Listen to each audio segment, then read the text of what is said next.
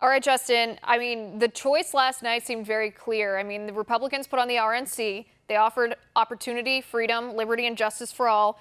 And leftists offered everything I just showed you.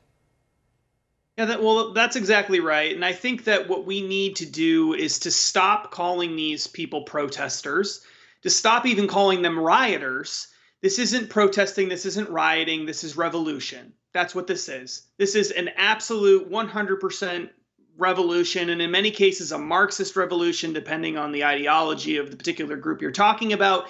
But when you are taking over whole city blocks, as they've done in Seattle, when you're rolling out fake guillotines, as they did, as you mentioned earlier, of President Trump, they also did the same thing in Portland recently with a teddy bear, mocking the Ted Wheeler, the mayor of Portland. When you're when you're killing people, beating people, dragging them out of their trucks and beating them in the streets, when you're attacking police officers with fireworks and rocks and paint-filled balloons and all of these sorts of things, tearing down statues of George Washington and lighting them on fire. When you're doing all of this sort of thing and you're combining that with a Marxist ideology and demands of destroying the existing system, talking about burning down the system if you can't get what you want, what else can we call this other than revolution? I mean, that's the choice. The choice is, do we destroy the country and start all over again in the image of these chaotic riots, in this image of this revolution, this Marxist revolution that the left wants,